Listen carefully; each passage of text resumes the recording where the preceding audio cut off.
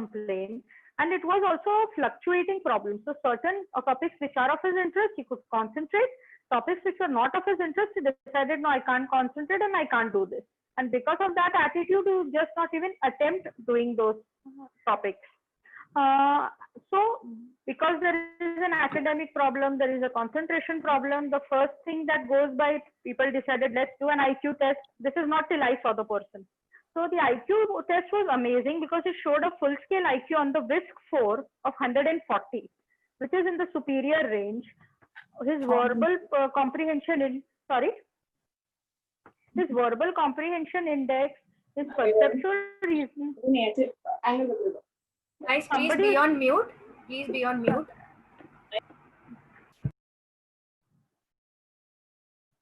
Yeah. So, sorry. So the verbal comprehension index was in the superior range. The perceptual reasoning index was in the superior range. His working memory, which is a measure of attention, was in the superior range.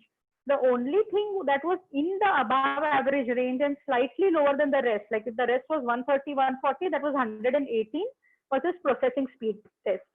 Here what happened was the tasks were monotonous. So the tasks that were there were digit symbols, where he had to copy symbols below the digits, and symbol search, where he had to see if a symbol was present in when 5 symbols were presented to him. So those were the two tests. Because they were monotonous, even if they were 2-minute tasks, he found it difficult. So he did badly on them because he lost interest in them. So everybody said, no, it's the problem of a gifted child, and that child is gifted, so he is not coping. So he needs a school which will give him more stimulation. Fair enough. Parents removed it from an ICSE school, which was academically based, and he was a star in the school and topper in the school and first grade student and everything, and put him into this IB medium school where the focus was on holistic development. So now this guy who was like an academic pro suddenly has to do sports and has to sing and has to play a musical instrument, and he is lost in the new school. So he was so upset because other children were performing at sports. He was not performing. He was not used to failures. That was not something that, I mean, 140 IQ, ICSE medium, you obviously going to cope very well. There's no issue. So this guy started seeing failures for the first time, after which his temper tantrums really went out of the roof. And the parents and the teachers didn't know how to deal with it. Like you would tell in the class, suddenly get up and walk out and tell the teacher, you're too boring, I don't want to listen to you. So which was a behavior the teachers didn't know how to handle. They tried, giving him techniques to concentrate, tried to increase his stimulation. He was brilliant at mathematics. So he is brilliant at mathematics. So they did mathematics rather than mathematics. But still the result was not changing. So they came back to IPH, to a psychiatrist, saying that this isn't helping. The change of school isn't helping. Said, okay, fine. Let's test for ADHD. Fair enough. We tested for ADHD. Now this is what patient came to me now, because they couldn't figure out what was wrong. So they said, okay, let's do a neuropsych. So we tested for ADHD. No attention concerns whatsoever. The Connors test which I did with the parents was clean. His attention tests were completely clean. So we said, no, this is not ADHD. Then I probed a little more with the parents. So I realized that this guy has always been a little asocial, little reticent, very rigid in his base. So change is something that he does not like. So then my question was, are we looking at somebody with a mild autism spectrum disorder or an Asperger's syndrome? So I gave the parents an autism quotient scale for children. And for the child, I did the MPACE, which is the pre-adolescent Millen's clinical inventory. The parents clearly showed that there was a problem in that arena because their AQ score was 87, whereas the cutoff is 76. So we were definitely looking at a child with a mild Asperger's. And what we found in the MPACE was that this was a child who really wanted to go out, meet with people, wanted that attention, but because of his mild Asperger's, he lacked the social skills for it. So all of this was resulting in an anger, because the anger was the only emotion that he had access to. Being an ASP child, he didn't have an access to anxiety, he didn't have access to other emotions, or rather expression of those emotions. So all those emotions got expressed as anger. So his tantrums were actually coming out of his frustration and feeling of inadequacy. Another beautiful example he gave me was I hate going to birthday parties. When I asked him, do you like group meetings or going out to parties? He said, no. I said, why? He said, they are in halls and they have event managers. Now, what is wrong with an event manager? So they said, no, what happens is the event manager insists that everybody should play a game. These are very childish games, which I don't think are at my wavelength, and then they make me play them. So that is why I don't like those parties. So this was almost diagnostic. This child went through therapy. He went through social skills training. The parents were trained into dealing with the child differently. So rather than making him play sports and making him sing and making him dance, and which were not his forte and just causing frustration, he stuck onto academic learning. And academic learning tuned to his needs. And the temper tantrums substantially decreased. So sometimes, this is a problem of a gifted child. Just because you have a high IQ on the WISC score is not enough answer.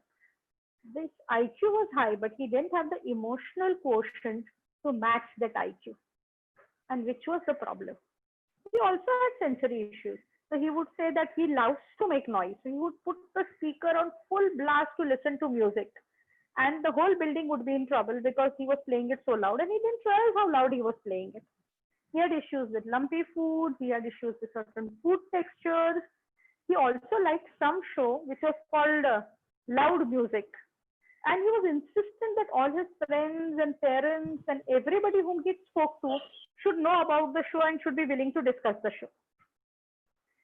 So that kind of rigidity was something that you wouldn't see in a gifted child. A gifted child would want to excel in a lot of arenas and not stick to his comfort zone so much.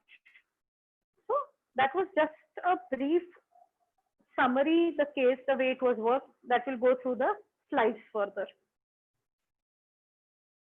So, okay. So when we look at the sensory processing disorder, where is my area of interest? How does this manifest into behavior? That is my primary concern, because everything an individual does, there is a sensory input, there is a sensory output, which will determine the person's behavior. So it is very essential to understand this and not misdiagnose it as some other condition. So if there is a behavior problem, you need to dig why to be able to sort it. Every behavior problem does not get sorted with the same stereotyped behavior modification program. It won't work. So there are a whole lot of comorbid conditions that come with sensory processing disorder. So either you have the condition and an SPD, or you have an SPD which is also looking like these conditions. So you could have your ASDs, your LDs, your ODDs, your ADHDs, your gifted children, your OCDs, your Tourette's, your anxiety, the entire realm. So whenever a child comes with a particular disorder, the sensory component definitely needs to be evaluated before we jump and call it any other neurological condition.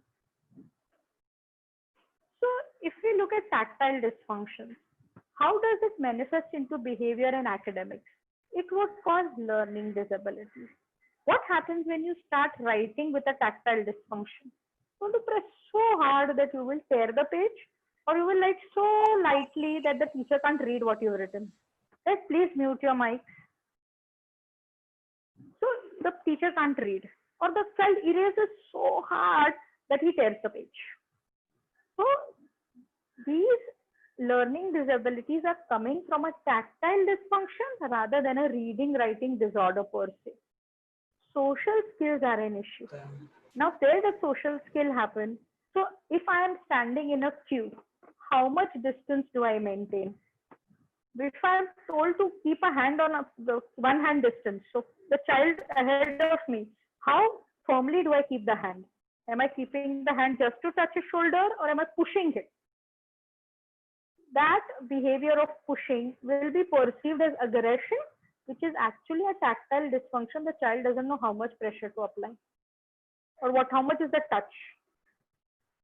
There is poor imagination. So writing essays, writing stories, understanding stories. So the experiences are not very limited because of that. It makes the child rigid. And there are tantrums. Now, all of these, if you look at the first case that I discussed with you all, barring the learning disability, the rest of the picture fits.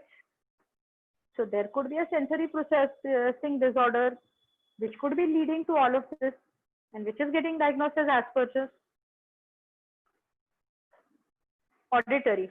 Now, auditory, what happens is there is poor memory and sequencing skills. Now, these skills are mandatory to our academic learning.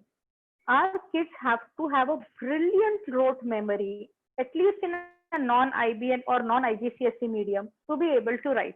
Because most schools expect the child should verbatim give the answer, rather than uses his own thoughts or his own words or his own creativity, which becomes an issue.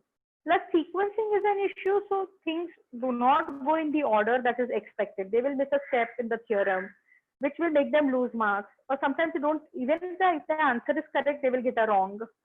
They have difficulty following directions. So teacher tells them to do A, B, C, D, they will do D, C, B, A. Just because they don't follow that instruction. Concentration is a problem. Language is a problem.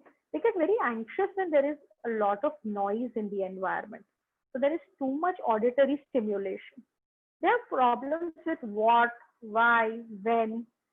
And so these kids don't even start asking those questions at the appropriate age.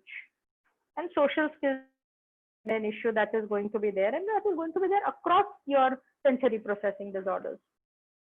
Visual processing difficulties. They'll have difficulty with tracking. So what happens is missing carryovers, missing a certain numbers while writing. If you have to count the number of balloons that are there or count the number of balls, you're going to miss a few balls. So visual tracking is an issue. So till they're given a pencil and told to slash and count, they're doing fine. If they have to mentally count it, they find it extremely difficult. They'll have issues with bright lights, colors. So Diwali, Holi, so those festivals are very, very difficult for this child because there's too much of stimulation in the environment. Foreground, background is an issue. Now this will manifest as attention deficit disorder. There is too much stimulation in the environment and he is not or she is not able to distinguish the foreground from the background. So if the mother is talking to the child or the teacher is talking to the child, the ambient noise comes to the child with the same force. And so the child cannot concentrate. Difficulty reading verbal and non-verbal cues. So if the mother says, you don't do that, or somebody makes a sly remark, or there is like a disgust expression, or subtle facial emotions and cues are something the child will not pick up. So the mother is looking at him and staring at him that don't do that, he wouldn't pick it up because for him it's like, why the hell is the mother looking at me? Proprioceptive difficulties. These children will bang into things left, right, and center. Plus, there is a lot of need for stimulation. So climbing on things, getting into places that they can't get out of, it's a very common problem with these children. Or there is an over or under expressiveness to pain. Vestibular difficulties, again, there is restlessness, distractibility, postural issues, excessive swinging, excessive jumping. You see, all of these who very much look like an AD or an ASD or an LD. But are they those conditions? So that is something where diagnostic acumen comes in. That are we able to distinguish a sensory processing problem from a concomitant neurological disorder? Intelligence-wise, these kids do not have a problem with intelligence. Rather, most of them are bright kids. But just because they have issues with academic skills or motor skills, they are not their accomplishments are not at par with their peer groups.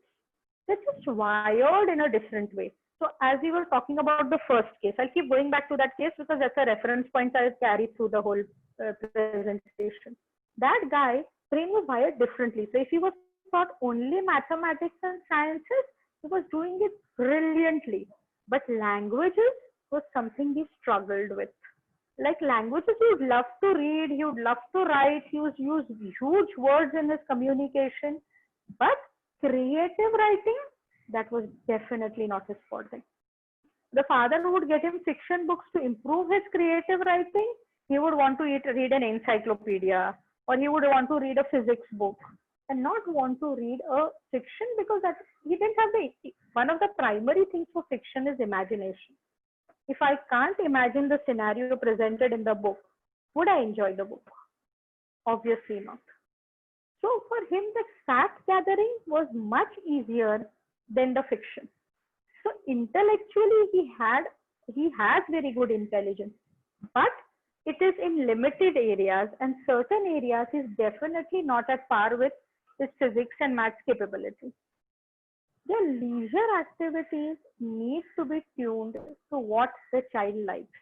So the parents feel that the child should play, the child should sing, the child should dance. Well, that guy may just want to sit and read an encyclopedia, and that's his idea of leisure. So just because we have a pre-decided idea of what leisure looks like, it is not necessarily that the child is going to enjoy that idea of leisure. Procedural memory is again an issue with these children. So they learn it through practice. Now all our reading, writing, math steps, they are all procedural memory, which is something these kids struggle with. That's why cycling will be difficult for this kid. Jungle gym will be difficult for this kid. Eating with a fork and spoon is going to be difficult for this kid, because those things require a procedural memory component. And because those things do not happen automatically, it takes a toll on the child's concentration. Now, when I'm talking to you all, if I had to simultaneously make notes, yes, it is a challenge to my concentration ability. But at a point of time, it becomes automatic. I don't need to look what I'm writing, because I know that it's going to write in a certain way. It may not be the best handwriting, but it's not going to like overlap each other. Because some part of my brain is automatically taking care of that. That doesn't happen with these children. So when they're copying from the board, it's like, oh, I look the word, I have to write it down. By the time I put it on the line, I have to look back up for another word. My word doesn't get completed. And that is not because I can't see. It's because what I'm seeing and what I'm writing is not happening. None of those tasks are automatic. So both of them require very conscious effort on part of the child. Sustaining attention is a problem that these kids will have. So you're looking at soft changes in the prefrontal cortex of the brain or the frontal lobe of the brain, whatever. So as a result, executive functions are going to be an issue. So when it comes to set shifting, dividing attention, concentration, following complex instructions, working memory, those are areas these kids will struggle with. Now what happens is, if this kid is doing task A, the mother says, okay, now we have to finish 4 tasks. This is not done. Leave it half and start with the next task. It's okay if you leave it 80%.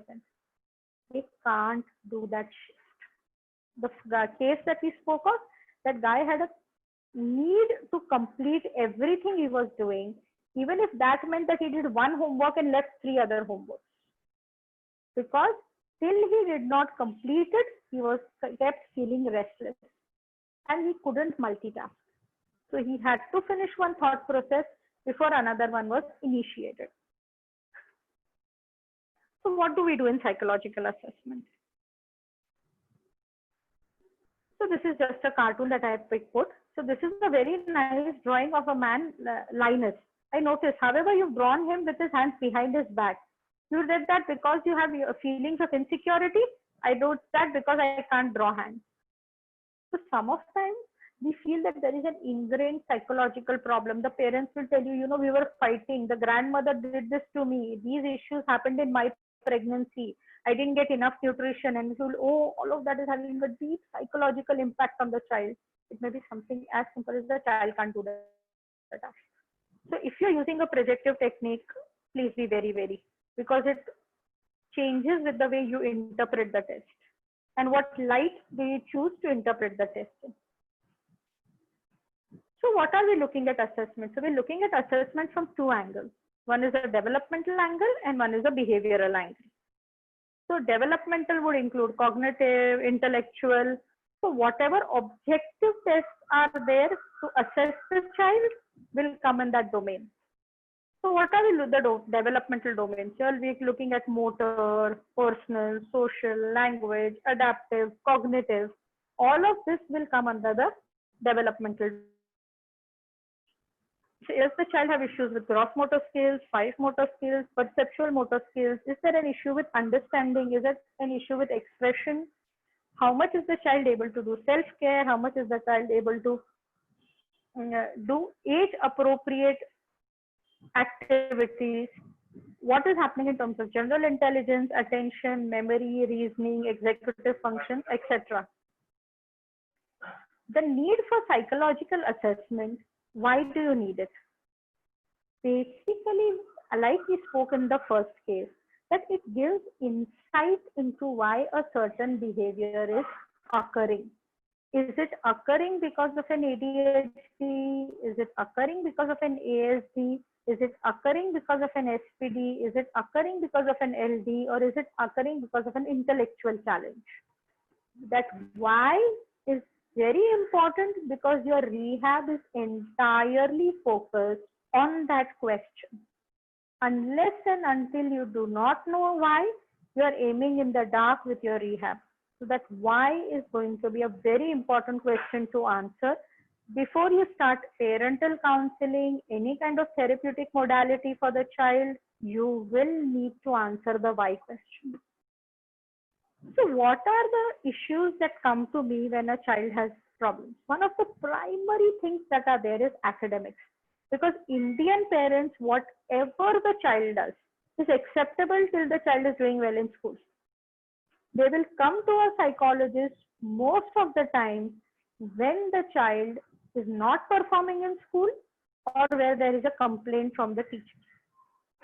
Those are one of the primary problems that will come. And this I'm talking not about the upper class, but probably the lower middle class, definitely, and the lower classes. And it's not that they are incapable of picking it up, but just that there is a lot more acceptance of the child unless and until the problem is detected by somebody else. Then when you dig, you realize, okay, there were issues with socialization, you realize there were issues with behavior, you also realize there were issues with emotional control, but the parent's primary complaint is not doing well in school. Why? One factor is the why that we said. Why do we need to find out the cause of a particular behavior problem? The second reason why we do evaluation is we need to get an assessment of the child's strengths and weaknesses.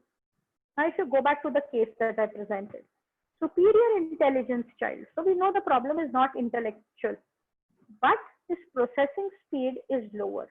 So we know that when faced with a monotonous task or a repetitive task, this child loses interest. So that is his area of weakness. And that is something the school will require him to do. What is his area of strength? Language is an area of strength. He's good at verbal comprehension. He's very good at puzzles. He's very good at rote learning. So all those areas of strength, this is an area of weakness. So when we work with the child, we need that area of weakness.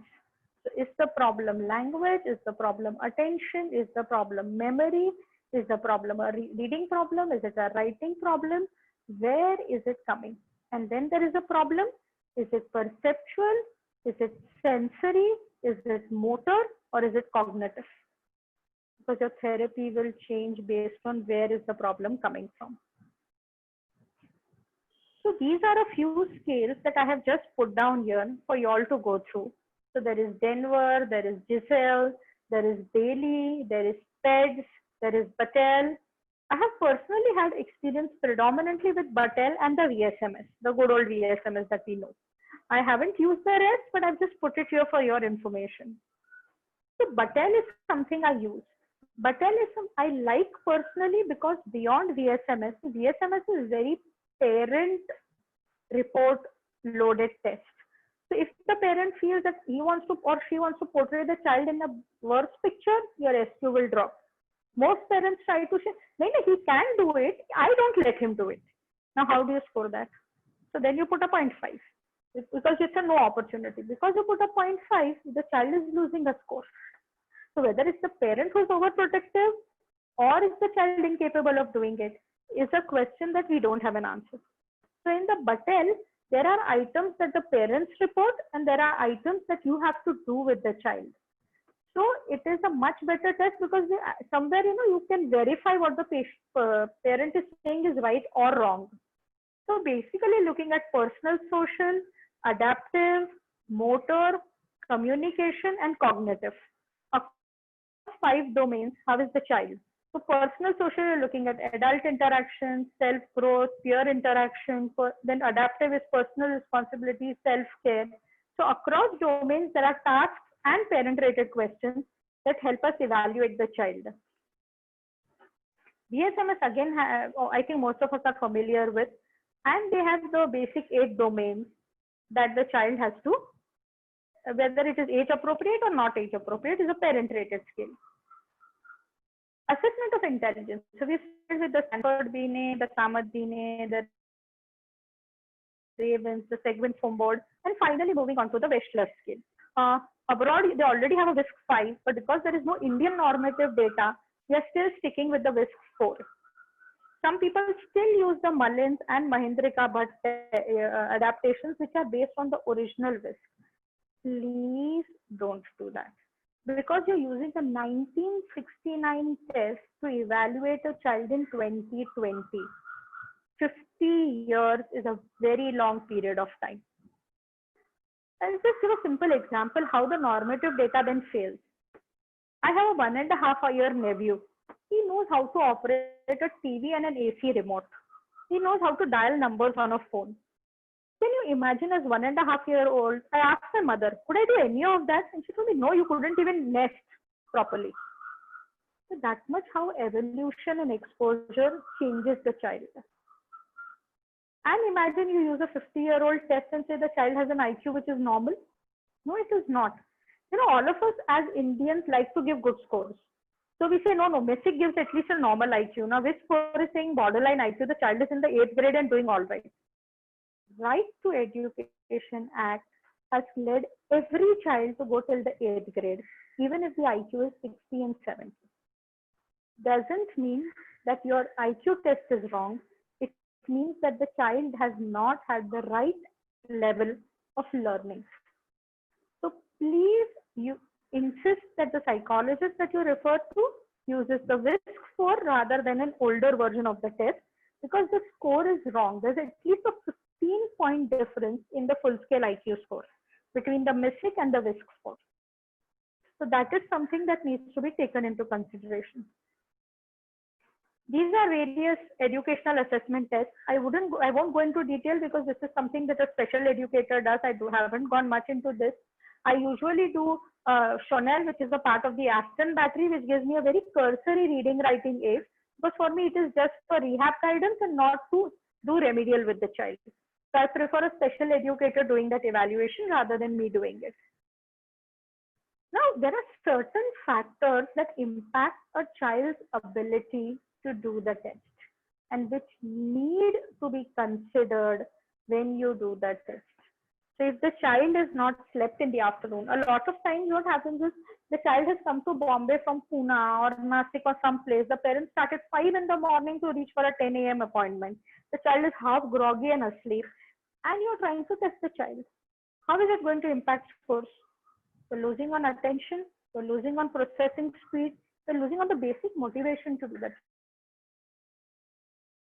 A lot of times there's a lot of parental pressure to do the test. Perform properly, otherwise I will not get you a chocolate. I will not take you to the mall. What is going to happen? The child's anxiety goes up.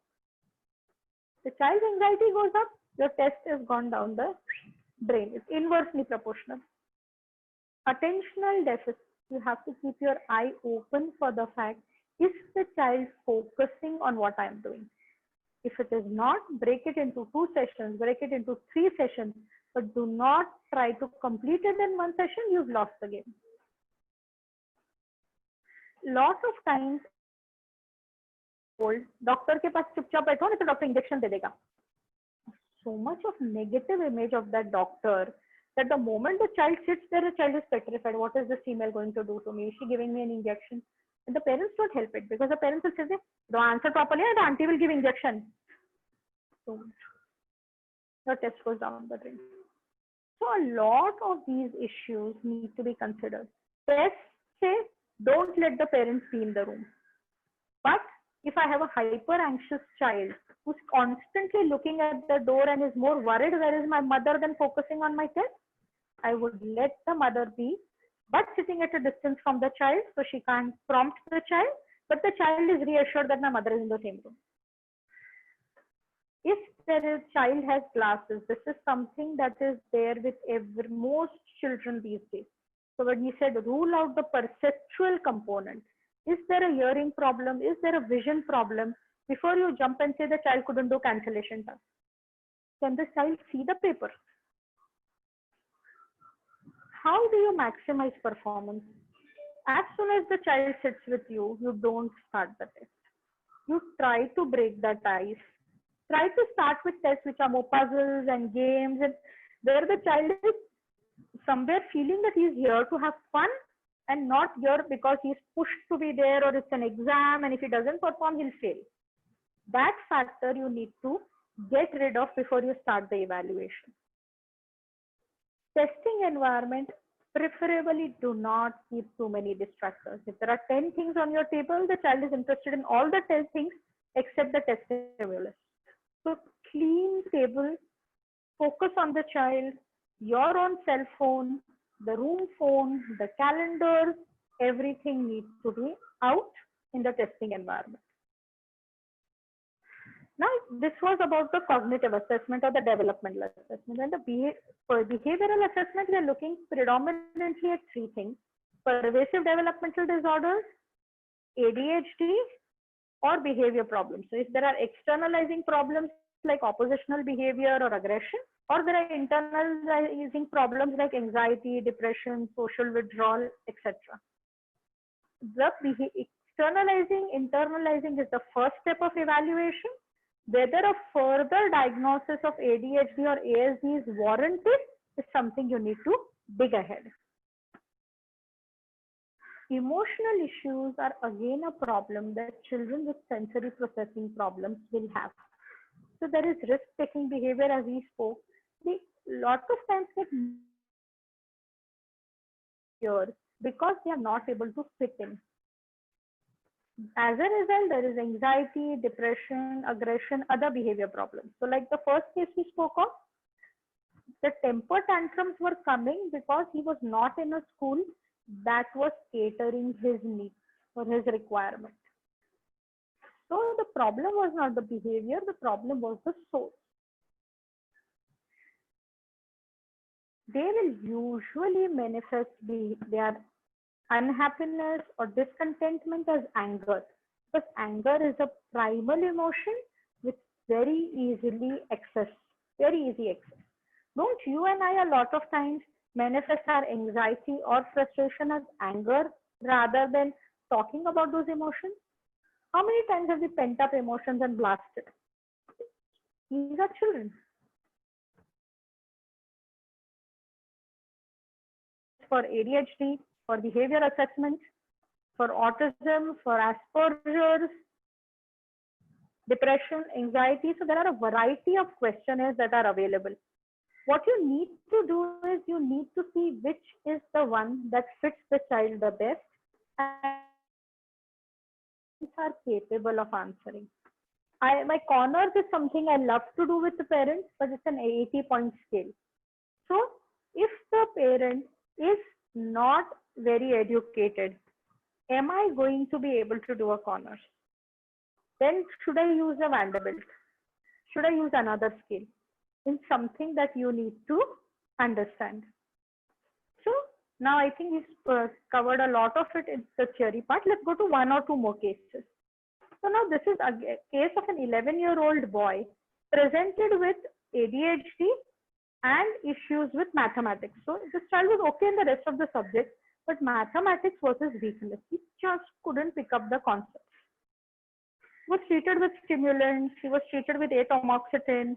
The medication improved his attention span, reduced his motor activity, but the parents said the behavioral problems which are attributed to ADHD were not taken care of. So these persisted. So he continued to be defiant. He continued to be very inflexible about his routines. He would be very impulsive. And if somebody just touched him or pushed him, he would like really get very angry. He would feel bad about it, but at that point of time, he couldn't stop himself from feeling angry. Social skills, social cues were a major issue. Sensory problems were one, touch as we discussed earlier, and two was he was averse to cloth textures. So he couldn't wear, he would be fidgety with collars and sleeves, hated labels. He would prefer clothes that were at least a couple of sizes bigger for him. Sorry. Now, what do you think would happen with this guy? What we would do? So basically with this guy, what we are looking at is that there is an ADHD, but the impulsive behavior, the oppositional behavior is not explained by that ADHD. So in that case, we possibly need to look at the sensory processing issues. The child has an issue with touch, the child has an issue with texture. So are we looking at a tactile dysfunction? And could this tactile dysfunction also explain his dyscalculia or his mathematics problem? And once we work on that, these issues will decrease. So that was something that was missed out, and he was just treated with pharmacotherapy. Now this is the second case.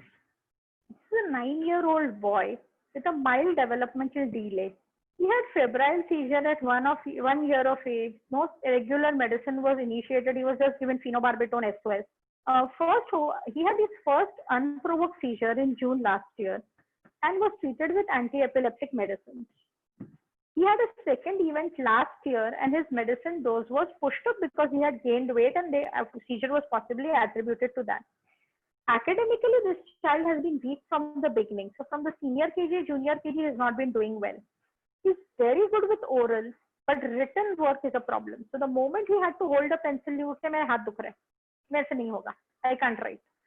When you sit to write, the handwriting was practically illegible. He couldn't keep the lines and boundaries in consideration while writing, and he would put a lot of pressure while writing in the book.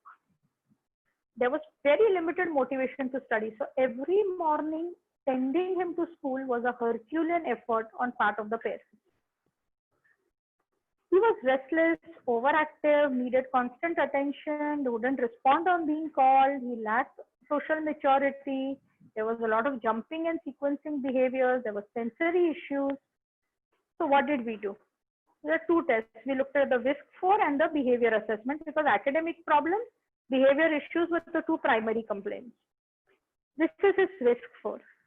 So this is a child with a mildly challenged intellectual functioning based on the full-scale IQ. But is that the child's potential? No. The child is borderline. Look at his verbal comprehension index.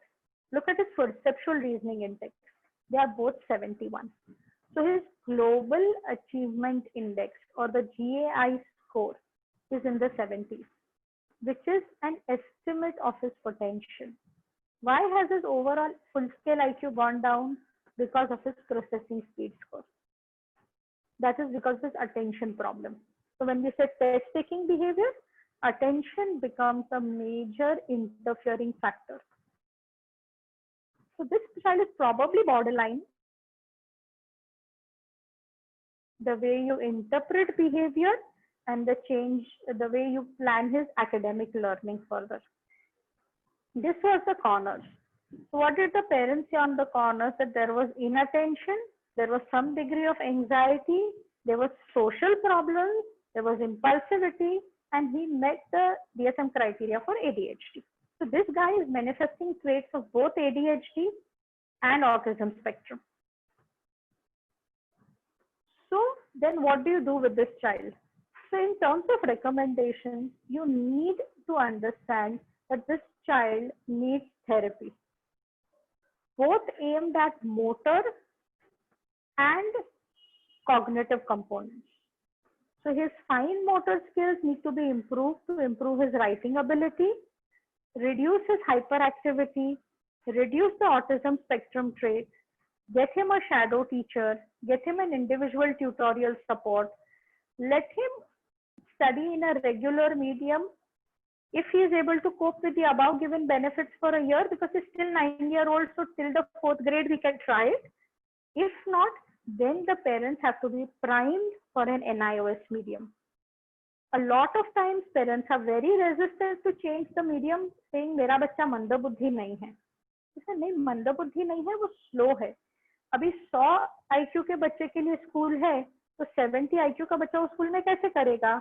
So you need to put him in a school where he copes well, because a lot of these behavior problems are because of the constant inability to cope, which is leading to frustration in the child.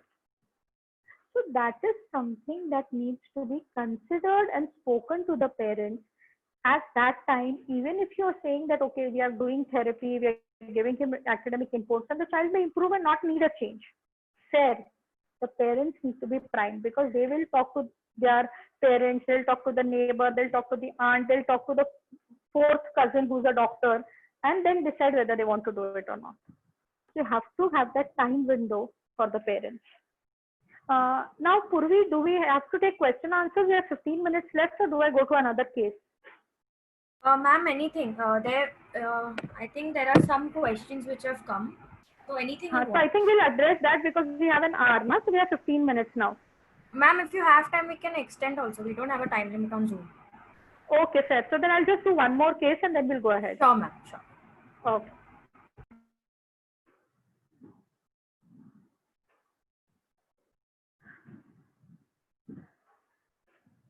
Okay. So this is the second case again of a 9-year-old boy. Now this guy has had a stormy neonatal course. So there was delayed birth cry, hypoglycemic seizures on day 2nd of life. He was low birth weight. He was kept in incubator for about a week, 10 days. So he was an NICU graduate. So those were all factors that could have impacted the brain's development. Now from 3 years of age, this guy had multiple episodes of febrile seizures and was given regular anti-epileptic medicine till 5 years of age. Development, according to the parents, was age appropriate, but I would have my antennas up for that. Academically, again, weak from the beginning, not able to grasp concepts at par with peers, and he had difficulties across reading, writing, arithmetic, everything. Everything was a problem. Again, with this child, focus was a problem. Now, this is something that will flow commonly because every parent will tell you the child cannot concentrate. Even if the child has an IQ of 140 or the child has an IQ of 60. Whether to consider this as ADHD or not is something that you'll have to look at your objective test scores and opine. There were recurrent complaints from teachers that you'd engage in disruptive behavior, disturb the class, get up in the middle of the class, tease other children. So that was a major problem that the parents were facing. Plus there were temper tantrums, there were sensory issues which were there. So we decided again, do a developmental assessment, do a behavior assessment. So we do the WISC-4, we do the reading writing ability, we do the attention test, we do a behavior rating scale. Now, why do we test more things in this child as compared to the previous case? Let's go ahead and see. See, this child essentially has more or less a normal IQ. It's low average. So attention test, reading writing test will reflect true scores. With an IQ of 68 or 70, if I say there's a reading writing lag, it could be just because of the low IQ. And it may not be because the child has a learning disability. So your IQ score will determine how much more testing do you do for the child and in what light do you interpret that test. Now, if you look at comparing it to the previous case, this child is actually having higher scores on working memory and processing speed. So his CPI index or cognitive proficiency index is much higher than his verbal comprehension and perceptual reasoning. So here, this is a child with lack of exposure, lack of grasp on academic learning, which is why the verbal comprehension and perceptual reasoning are lower. But he's a smart guy. That is why his working memory and processing speed are fine. So essentially, the child could have a normal intelligence and not have a problem with any intellectual issues. Attention tests were average, not an issue, but cancellation task, which required sustained attention, was in the impaired range. His reading age was 8 years, spelling age was 7 years, 10 months. So just 1 year lag on the reading writing age, which could be pretty much seen in children with attention deficit disorder because they are not able to pick up academic skills as well. So we did the corners to see what was the parent's perspective and see he's got ADHD and a clear-cut ADHD. There are no social problems, no anxiety, no need for perfectionism. There are no internalizing behavior. The child has only externalizing behavior and clear-cut ADHD. Whereas the previous child was a combination of ADHD and ASD face on the corner. This guy is clean ADHD.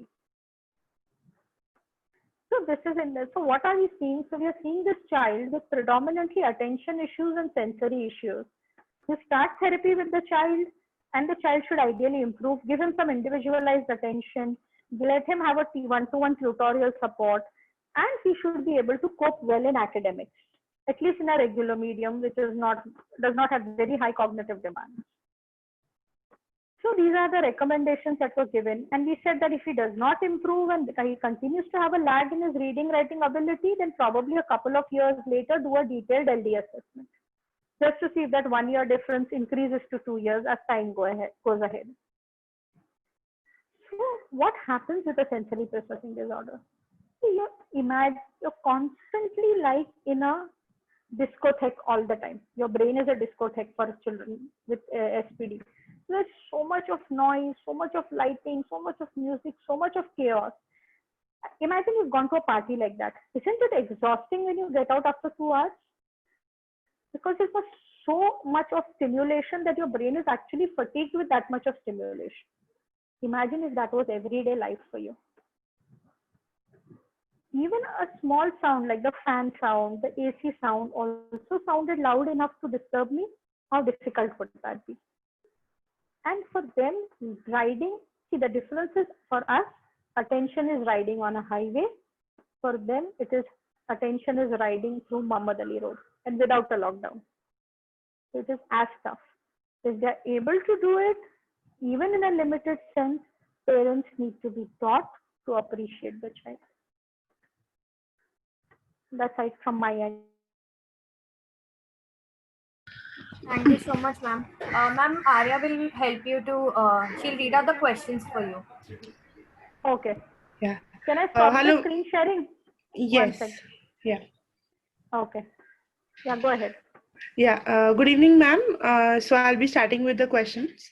So Yes, this first question is, do all slow learners have learning disabilities and is it undiagnosed most of the times?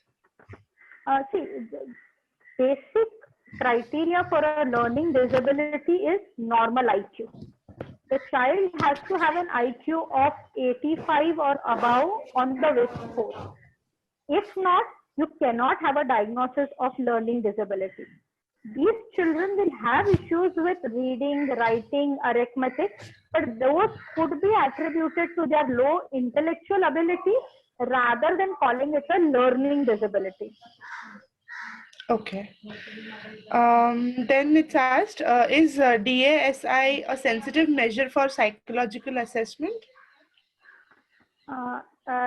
Which test could you repeat that? Is DASI a sensitive measure for DASI, a sensitive measure for psychological assessment? No, I am personally somebody who's had my limitations with DASI because it tends to overrate certain domains. And again, there's a lot of input from the parents that is a determining source. So I would hold my concerns for it. Okay. Is there any specific age limit for assessing IQ? No. Once you finish the 16 years, you finish the WISC, then you have the WAIS, which is has norms till 90 years of age. Okay. In parent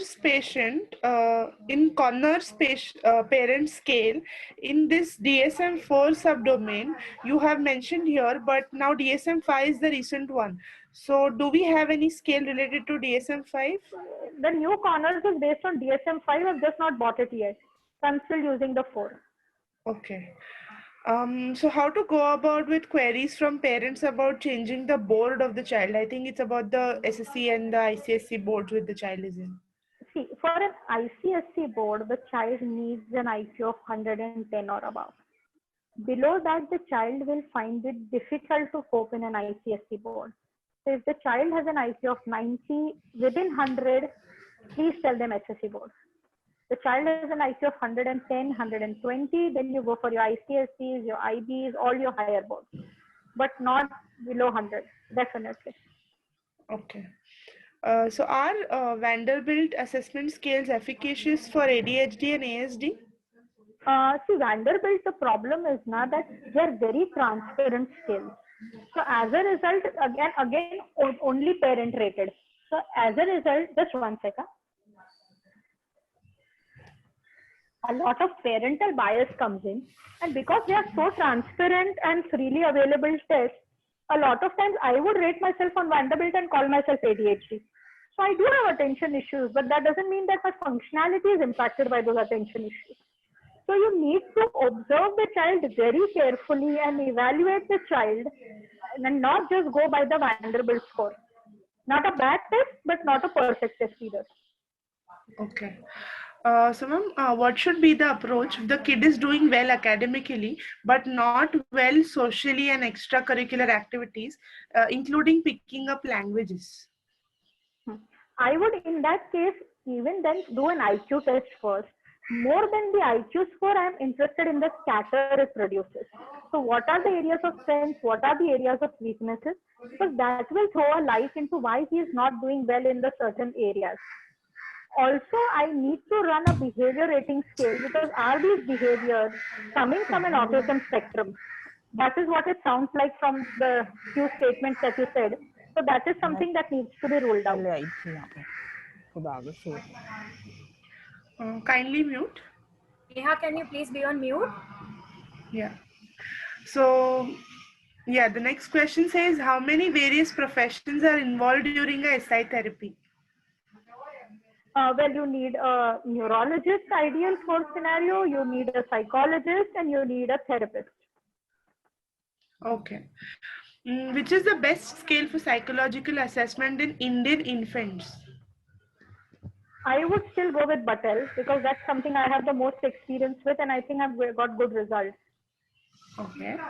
It's pretty culturally fair, so it's not a problem in terms of norms. Okay. So ma'am, the next question says, sometimes it becomes difficult to convince parents to get tests done. So can you please guide therapist how to, go about it? See, sometimes it is easier to tell the parent that if we know why a certain problem is occurring, we will be able to tailor-make our therapy process to help the child better. Right. So if you want us to shoot in the dark and do general therapy, we can do it. But if you want a tailor-made therapy for the child, we need to understand the child's potential for the therapy process. So if you say that, then obviously all parents want a better therapy regime. So they may agree to the testing. Just putting the ball in their court.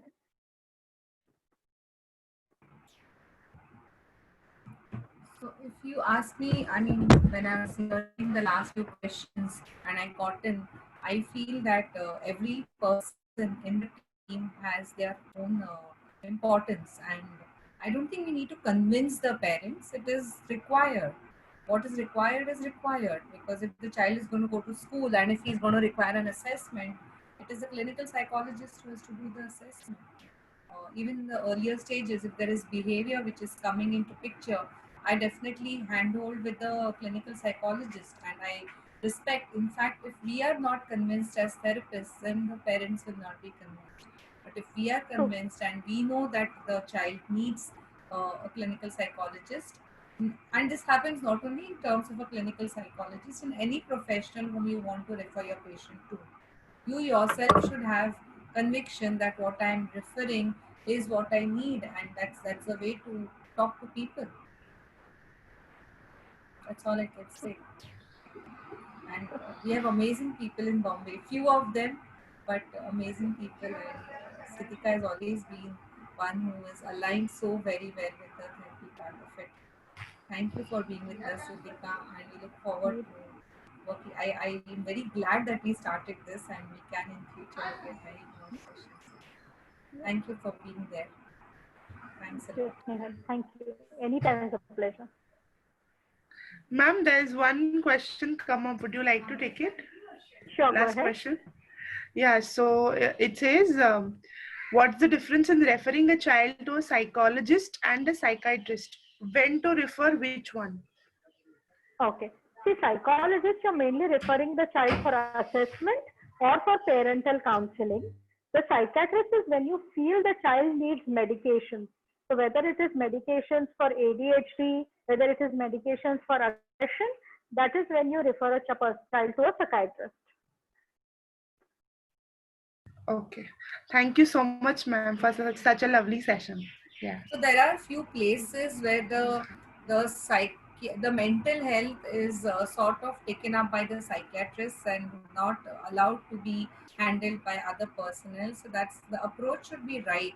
Whenever there's a need for a neurophysician should be looked at. When there's a psychiatrist who is needed, psychiatrist should be looked at. So the person should herself or himself know what is the requirement of the reference and why he or she is referring that particular child. Right, This is what I would right, add on. right. True, true. So not all cases can be referred to a psychiatrist. Not all cases can be taken up by a neurophysician. You have to decide what you need, and according to that, you can make a decision.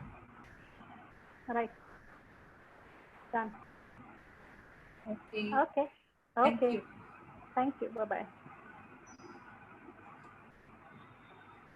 Yeah.